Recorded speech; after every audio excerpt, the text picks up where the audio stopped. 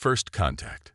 The night sky over the Arecibo Observatory in Puerto Rico blazed with countless stars, a testament to the vastness of the universe.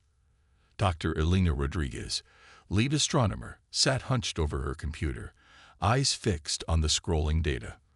For years, they had scanned the cosmos, hoping for a sign of extraterrestrial intelligence. Tonight, something was different. "Holy shit," Elena whispered, her fingers flying across the keyboard. "This can't be." But it was. Hidden within the cosmic background radiation was a pattern, too perfect, too intricate to be natural. It was a message, and it was aimed directly at Earth. Within hours, observatories worldwide confirmed the signal. Governments scrambled, the UN convened an emergency session, and humanity held its collective breath. The message, once decrypted, was simple: we come in peace. Prepare for contact. As panic and excitement gripped the globe, a coalition of world leaders assembled to craft humanity's response. Dr. Rodriguez found herself thrust into the spotlight, advising presidents and prime ministers on the implications of this cosmic hello. "We need to project strength," General Harris of the U.S. Joint Chiefs argued. "Show them we're not to be trifled with." Elena shook her head. "No, we need to show them who we truly are. Our curiosity, our diversity, our resilience. That's what makes us unique." In the end, they settled on a message that encompassed humanity's spirit. "We welcome you with open arms and open minds. Earth awaits your arrival." Months passed, and the world watched the skies. Scientists detected an object decelerating as it entered the solar system, its trajectory a perfect arc towards Earth. As it neared, its true nature became clear, a sleek, silver vessel that dwarfed anything humanity had ever constructed. The ship settled into orbit, and a smaller craft descended towards the United Nations headquarters in New York. Global leaders gathered, flanked by scientists, diplomats, and a contingent of military personnel. Just in case, the shuttle touched down with barely a whisper. A ramp extended, and the world held its breath. From the ship emerged beings that defied imagination. Tall, slender creatures with iridescent skin that shifted colors like oil on water. Their eyes, 4 of them, blinked in vertical pairs, and tendrils that might have been hair or sensory organs swayed gently around their elongated heads. "Greetings, people of Earth," the lead alien spoke, its voice a melodic trill that somehow translated perfectly to every language. "We are the Zinthuri, and we come seeking friendship and exchange." President Chen of the United Earth Coalition stepped forward. "On behalf of humanity, we welcome you to our world." The initial conversations were a whirlwind of cultural exchange. The Zinthuri, it turned out, were part of a vast intergalactic cooperative, a union of spacefaring races that spanned the galaxy.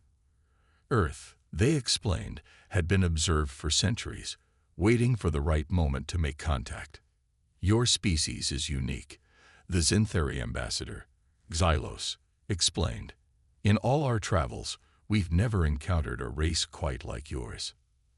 As the days passed, misunderstandings arose. The Zinthuri were baffled by human concepts like music and art for pure enjoyment. They struggled to grasp the idea of sports or competition that didn't serve a clear evolutionary purpose. "But why would you risk injury for fun?" Xylos asked, watching a basketball game with confusion. Elena, who had become the unofficial human cultural liaison, laughed. "Because we can. Because it pushes us to be better, to see what we're capable of." The Zinthuri were equally perplexed by humanity's contradictions.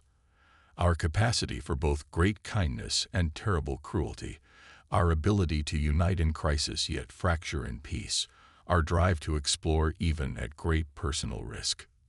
"Your species is chaotic," Xylos observed. "Unpredictable. It makes some in the cooperative nervous." Elena felt a chill at those words. "Is that why you're really here?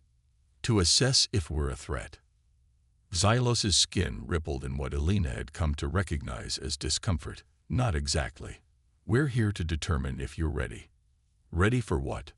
to join us among the stars. But first, you must prove yourselves worthy." As Silos explained the trials that awaited humanity, Alina realized that everything they knew was about to change. Earth stood on the precipice of a new era, and the true test of what made humans unique was about to begin. The first contact had been made, but the real challenge lay ahead. Humanity would need every ounce of its ingenuity, adaptability, and that inexplicable human spark to prove they belonged among the cosmos. The galaxy was watching, and Earth was about to show them what it meant to be human. The Galactic Challenge. The United Nations General Assembly Hall buzzed with tension. Representatives from every nation on Earth sat shoulder to shoulder, their usual rivalries set aside in the face of cosmic judgment. At the podium stood Xylos, the Xynthari ambassador, flanked by a holographic display of swirling galaxies and alien worlds. The Intergalactic Cooperative. Xylos began, his melodic voice echoing through the chamber, is an alliance of over 10,000 spacefaring civilizations. We explore, we trade, we learn, and above all, we safeguard the delicate balance of the cosmos. Images flashed across the display. Sprawling space stations, ships that seemed to bend reality itself, and worlds transformed by technology beyond human comprehension. Membership in the cooperative. Xylos continued, is not given lightly. Each species must prove their worth, their ability to contribute to the greater galactic community. And now, humanity faces its trial. Dr. Elena Rodriguez, seated in the front row alongside other key scientists and world leaders, felt her heart race. This was it, the moment that would define humanity's future among the stars. Xylos's 4 eyes blinked in unison. You will face 3 tasks, each designed to test different aspects of your species' capabilities. These trials have been crafted based on our observations of your unique traits and potential. The assembly hall erupted in murmurs. President Chen raised a hand, silencing the crowd. What are these tasks, Ambassador? Silos nodded, and the holographic display shifted. First, survival. We have selected a world that your kind would classify as a death world. Your team must not only survive but thrive in its hostile environment for one full rotation of its star. Gasps and worried whispers filled the room. Alina leaned forward, her scientific curiosity piqued despite the danger. Second, Silos continued, a test of your intellectual and intuitive capabilities. You will be presented with a cosmic enigma, a puzzle that has confounded some of the greatest minds in the cooperative. You must decipher its meaning. The display showed a swirling, ever-shifting pattern of light and shadow. Even at a glance, it made Alina's head spin with its complexity. And finally, Xylos said, his voice taking on a tone of what might have been anticipation, a test of your legendary endurance. A race across a world of our choosing, against champions from across the galaxy. The room erupted in a mix of excitement and apprehension. Humans were natural competitors, but against beings from across the cosmos. The challenge seemed insurmountable. You have one of your Earth months to prepare, Xylos concluded. Choose your champions wisely. They will carry the fate of your species on their shoulders. As the assembly dissolved into frantic discussion, Alina found herself pulled into a side room with President Chen, General Harris, and a handful of other key figures. Dr. Rodriguez, Chen said, her voice tense, you've worked most closely with the Xynthari. What are our chances? Elena took a deep breath. Honestly, I don't know. These tasks, they're beyond anything we've faced. But that's always been humanity's strength, hasn't it? Doing the impossible. General Harris nodded grimly. We need to assemble our team. The best of the best from every field. Not just the best, Elena countered. We need those with that extra spark. The ones who think differently, who see solutions where others see only problems. Over the next weeks, as the world held its breath, a team took shape.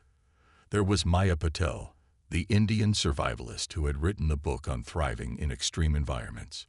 John Chen, no relation to the president, a Chinese-American theoretical physicist with a knack for seeing patterns in chaos. Zara Okoro, the Nigerian-born ultra-marathon runner whose endurance had become legendary. But there were surprises too. 18-year-old Hiroshi Tanaka, a high school student from Japan, whose unique way of looking at problems had revolutionized several fields of mathematics. Maria Gomes, a retired firefighter from Brazil, whose quick thinking had saved countless lives in disaster zones. As the team trained and prepared, the world watched and waited. News channels ran constant coverage, dissecting every aspect of the upcoming trials.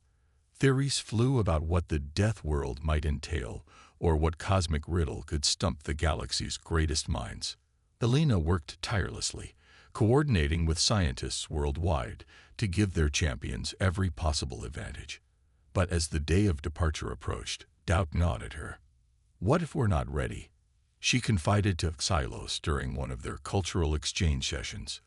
What if we fail? The Zinthuri's skin rippled in what Elena had come to recognize as their version of a sympathetic smile. Dr. Rodriguez, you misunderstand the nature of these trials. They are not merely about success or failure. What do you mean? The cooperative doesn't seek perfection. We seek potential, the ability to adapt, to think in ways we cannot predict. That is why humanity intrigues us so. You are chaotic, yes, but in that chaos lies infinite possibility. Elena pondered this as she watched the team make their final preparations. They were an odd bunch, different ages, backgrounds, specialties. But there was a fire in their eyes, a determination that seemed uniquely human. On the day of departure, as the sleek Zinthuri ship prepared to whisk Earth's champions to their first trial, Elena addressed the team one last time. Remember, she said, looking each of them in the eye, you carry with you the hopes of not just humanity, but of every being who has ever looked up at the stars and dreamed. Show them what it means to be human. As the ship lifted off, carrying Earth's fate with it, Elena turned to Xylos. I still don't understand. Why these specific trials? The Zinthuri's eyes twinkled with what might have been amusement. Because, Dr. Rodriguez, they are the very trials that forge humanity in the crucible of Earth. Survival against all odds. Understanding the incomprehensible. Pushing beyond all conceived limits of endurance. You have been preparing for this moment since your species first stood upright on the savannas of Africa. As the ship vanished into the sky, Elena felt a surge of hope. Whatever lay ahead, humanity would face it as they always had, with creativity, courage, and that ineffable spark that made them unique in the cosmos. The galactic challenge had begun, and Earth was ready to show the universe what it meant to be human. Defying the odds. The Zinthuri ship emerged from faster-than-light travel with a ripple of distorted spacetime.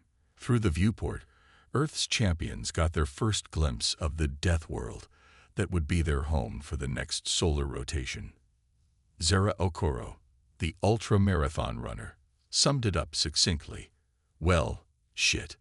The planet was a nightmarish amalgamation of every hostile environment Earth had to offer. Violently active volcanoes spewed lava across barren plains. Storm systems that dwarfed Jupiter's great red spot raged in the upper atmosphere. And the readings suggested gravity nearly twice that of Earth. Remember your training, Maya Patel, the survivalist, said as they prepared to disembark. We've prepared for worse than this. As the team stepped onto the planet's surface, the crushing gravity hit them like a physical blow. Even with their advanced exosuits, movement was a struggle. The air, while breathable, was thin and acrid. First order of business, John Chen, the physicist, wheezed, "We need shelter."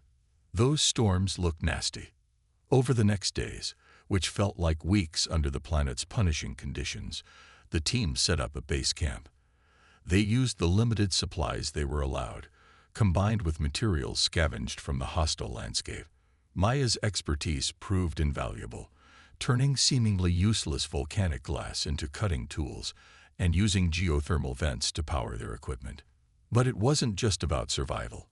The terms of the trial required them to thrive. And so, even as they fought against the planet's attempts to kill them every second, they pushed forward. Hiroshi, the young mathematical prodigy, spent hours studying the storm patterns. "There's a rhythm to them," he insisted. "If we can predict them, we can use them." His insights led to the creation of a primitive but effective weather forecasting system. Soon, they were not just avoiding the worst of the storms, but harnessing their power. Wind turbines of their own design generated excess energy. They collected water from the acid rain, filtering it through layers of volcanic rock. Weeks passed, and the team didn't just survive. They began to adapt. Their bodies, pushed to the limits, grew stronger. Movement became easier. They learned to read the planet's moods, to work with its rhythms rather than against them. "You know," Maria Gomes, the former firefighter, said one evening, "the planet's rotation made day and night a nebulous concept. I'm starting to think Earth's been going easy on us all these years." The team laughed, a sound that would have shocked them in the early days of their ordeal. But that was the human way. Finding humor, finding connection, even in the darkest of circumstances. As they neared the end of their trial period, a new challenge arose. The planet's largest volcano, a mountain that made Olympus Mons look like a hill, began to show signs of imminent eruption. An eruption that, according to their calculations, would wipe out everything within a 1,000-mile radius, including their camp. "We could call for extraction," Zora suggested. "We've more than proven we can survive here." John shook his head. "No, we're not just here to survive. We're here to thrive, to show we can handle anything this universe throws at us." And so, in true human fashion, they did the unthinkable. Instead of running from the eruption, they moved towards it. Using their hard-earned knowledge of the planet's geology, they drilled a series of channels, redirecting the flow of lava away from inhabited areas. It was dangerous, backbreaking work, with death looming over them at every moment. But they persevered. As the volcano erupted with a force that shook the very foundations of the planet, the team worked tirelessly, adjusting their makeshift lava channels, battling toxic fumes and extreme heat. Against all odds, their plan worked. The lava flowed harmlessly away, and their camp stood untouched. As the ash settled, and the team looked out over the transformed landscape, a realization struck them. They had done more than survive this world. They had begun to master it. The Zintheri ship returned exactly one planetary rotation after it had left them. As the team boarded, exhausted but triumphant, Silos greeted them with what seemed to be genuine awe. "Unprecedented," the alien said, its skin shimmering with excited colors. "Never in the history of this trial has a species not only survived but thrived to this extent. You've set a new benchmark." But there was no time to rest on their laurels. As soon as they were back aboard the ship, Dylos presented them with their next challenge, the cosmic enigma. The holographic display flickered to life, showing the swirling, ever-shifting pattern of light and shadow. It hurt to look at directly, seeming to twist and warp in impossible ways. "This puzzle has confounded some of the greatest minds in the cooperative," Dylos explained. "You have one standard galactic week to decipher its meaning." The team stared at the pattern, their minds still adjusting from the life-or-death struggles of the death world to this abstract intellectual challenge. I don't even know where to start," Zora admitted, voicing what they were all thinking. But John Chen was already scribbling equations, his eyes darting back and forth between his notes and the shifting display. Hiroshi sat cross-legged, his eyes closed, as if trying to feel the rhythm of the pattern rather than see it. Days passed. The team worked in shifts, approaching the problem from every conceivable angle. They applied mathematics, physics, even music theory and art analysis. Nothing seemed to crack the code. "Maybe we're thinking about this wrong," Maria suggested on the 5th day. "We're trying to understand it through our human perspective. But this is an alien puzzle." It was a breakthrough moment. They began to approach the enigma not as something to be solved, but as something to be experienced. They stopped trying to force it into familiar patterns and instead opened themselves to new ways of perceiving. Hiroshi and John worked together to create a neural interface that allowed them to step into the pattern, experiencing it not just visually, but with all their senses. Maya and Zara, with their heightened spatial awareness from the Death World trial, began to see connections and flows that weren't apparent before. On the final day, with mere hours left, it all clicked into place. The pattern wasn't a code or a message in any traditional sense. It was a representation of the interconnectedness of all things in the universe, from the quantum scale to the cosmic. "It's beautiful," Alina breathed as the team presented their findings to Xylos. "It's like the universe's DNA." Xylos's skin rippled with what they had come to recognize as surprise and admiration. "You've done more than decipher the enigma," the alien said. "You've added to our understanding of it. This is why we created the trial." The human team exchanged proud glances. They had faced the impossible and emerged victorious, not once, but twice. Earth's champions had proven themselves against the harshest environment in the galaxy and unraveled a cosmic mystery that had stumped alien civilizations for millennia. But as they basked in their success, Phylos reminded them that one final challenge remained, the ultimate test of human endurance. As the ship set course for the race that would determine humanity's place in the cosmos, the team felt a mix of exhaustion and exhilaration. They had come this far, defied the odds, and showcased the unique adaptability and insight of the human species. Whatever this final trial had in store, they were ready to give it their all, to prove once and for all that humans were built different. And that difference was exactly what the galaxy needed. The ultimate test. The Zinthari ship descended through wisps of pink clouds, revealing a world that seemed almost too perfect.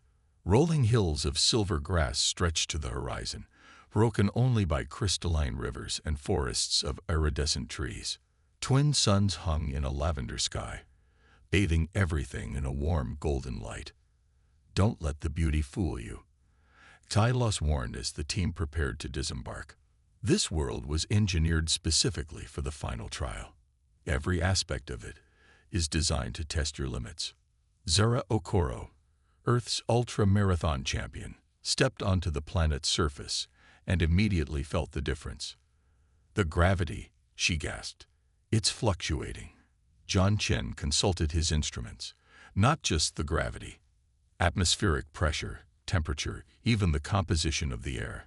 They're all in constant flux." Xylos nodded, its skin shimmering with what might have been approval. "Correct. This planet's conditions change rapidly and unpredictably. Your race will take you across terrains that transform beneath your feet, through weather that shifts from scorching heat to freezing cold in moments." The alien gestured to a distant mountain peak, barely visible on the horizon. "That is your goal. The first to reach the summit will claim victory for their species."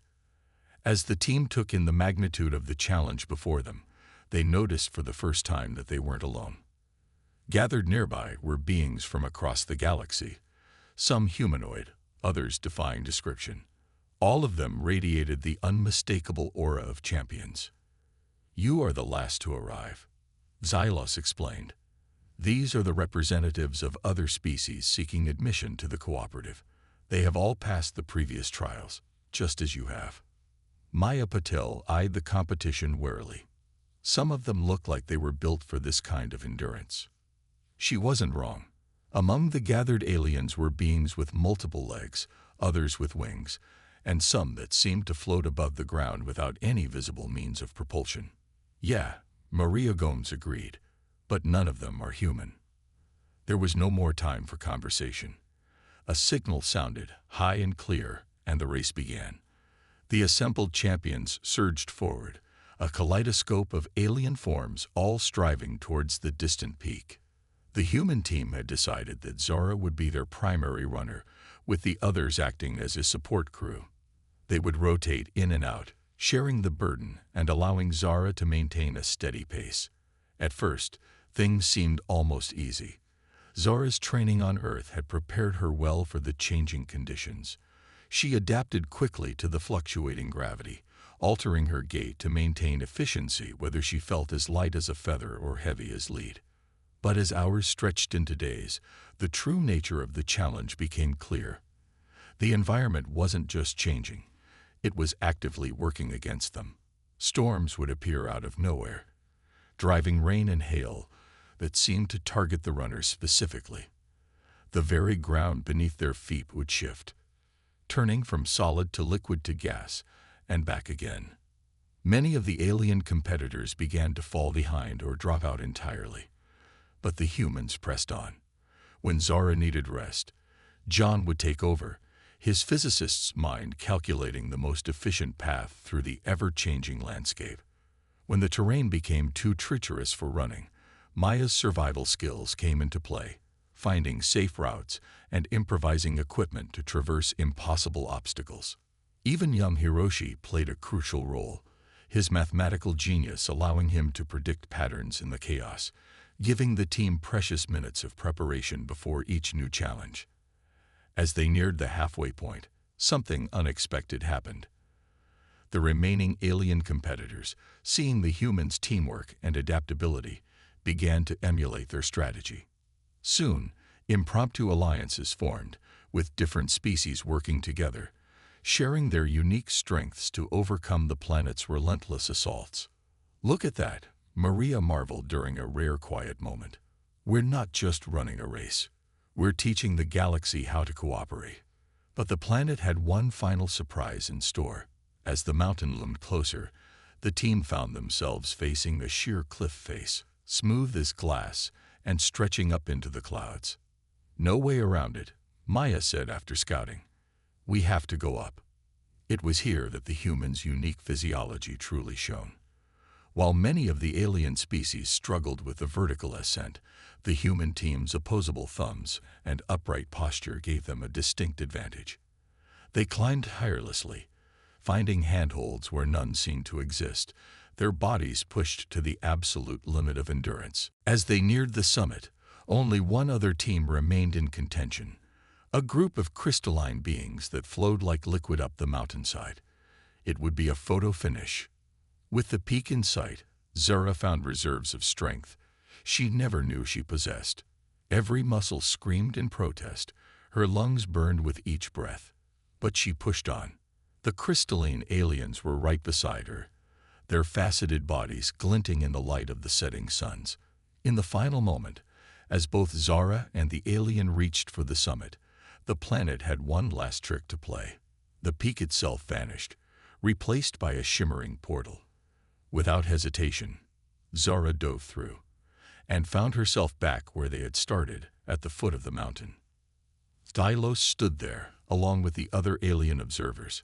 "Congratulations," the Zenthari said, its voice filled with genuine admiration.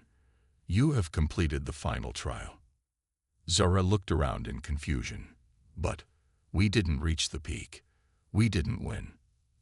Xylos's skin rippled in what they had come to recognize as amusement. "Ah, but you misunderstand. The race was never about reaching the summit. It was about the journey itself.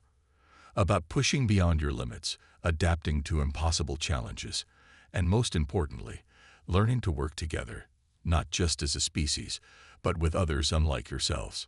As the rest of the human team emerged from the portal, along with the remaining alien competitors, a sense of shared accomplishment filled the air. They had all faced the impossible together, and in doing so, had transcended the boundaries of their individual species. The ultimate test, it turned out, wasn't just about human endurance.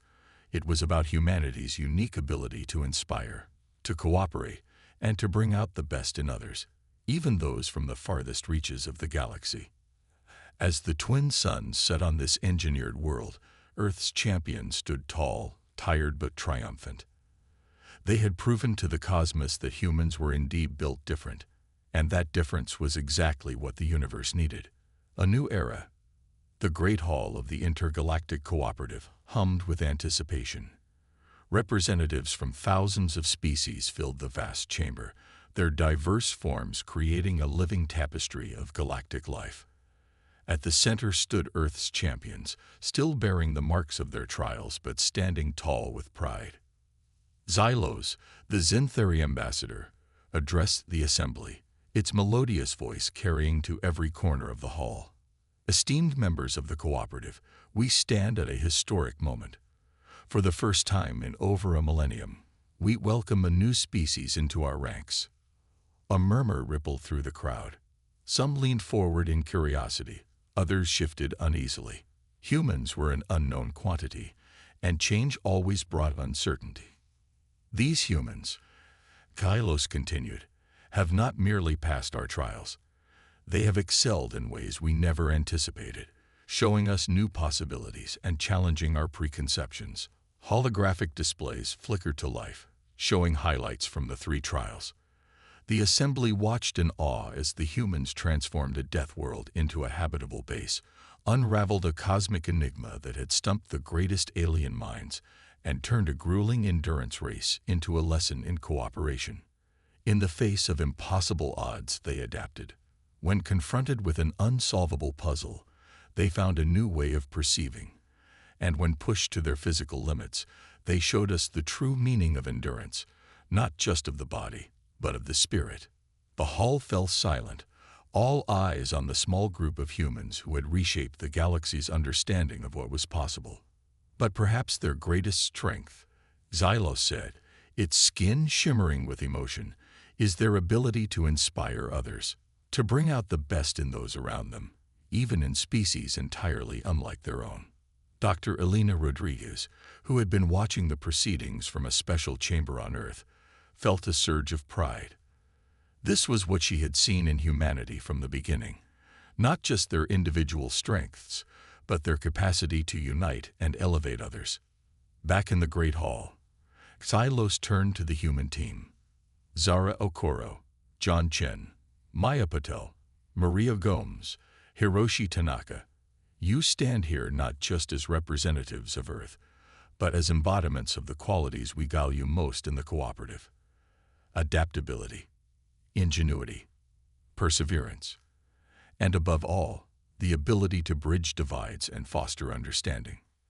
The Zintheri raised its arms, and a cheer erupted from the assembled aliens. It was a cacophony of sounds, roars, whistles, harmonic hums, and noises that defied description. But the message was clear: humanity had been accepted. As the celebration died down, the real work began. Earth's integration into the galactic community would be a monumental task, filled with challenges and opportunities. The exchange of knowledge and technology began almost immediately. Humanity shared its unique perspectives on art, music, and culture, introducing concepts like improvisation in jazz that fascinated species with more rigid thought patterns. In return, they gained insights into sciences that would revolutionize life on Earth: clean energy, advanced medicine, and faster-than-light travel. But it wasn't all smooth sailing.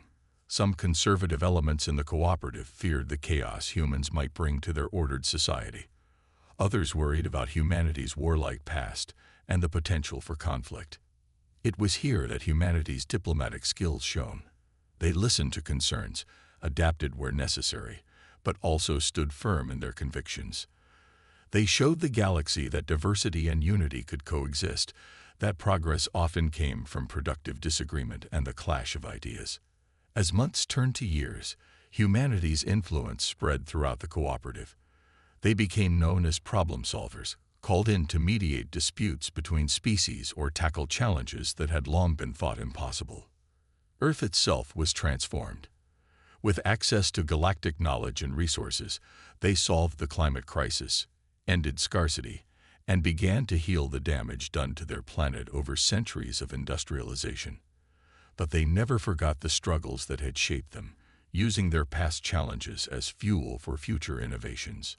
Perhaps the most profound change came in how the species of the cooperative saw themselves. Humanity's example had shown them that they were not limited by their biology or their history.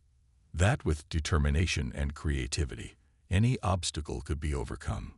5 years after that fateful first contact, Dr. Elena Rodriguez stood on the observation deck of Harmony Station, Earth's first off-world colony. Below her, the blue marble of Earth shone, while above, the stars beckoned. Ships of all shapes and sizes zipped by, carrying beings from across the galaxy. "Quite a view, isn't it?" a familiar voice trilled. Elena turned to see Xylos, its iridescent skin reflecting the starlight. "It never gets old," Elena replied with a smile. "Sometimes I still can't believe how far we've come." "And yet," Xylos said, "I suspect this is only the beginning. You humans have a saying, don't you? The sky's the limit." Elena laughed. "We might need to update that one. These days, not even the sky can hold us back." As they stood there, watching the endless dance of ships and stars, Elena felt a profound sense of pride and purpose. Humanity had faced its greatest test and emerged not just victorious, but transformed. They had proven to the galaxy that humans were indeed built different, and that difference was a strength to be celebrated. The challenges ahead were many, the future uncertain. But one thing was clear: whatever the universe had in store, humanity would face it as they always had, with courage, creativity, and an unshakable spirit of adventure. The next chapter in their cosmic story was just beginning, and the possibilities were as infinite as the stars themselves.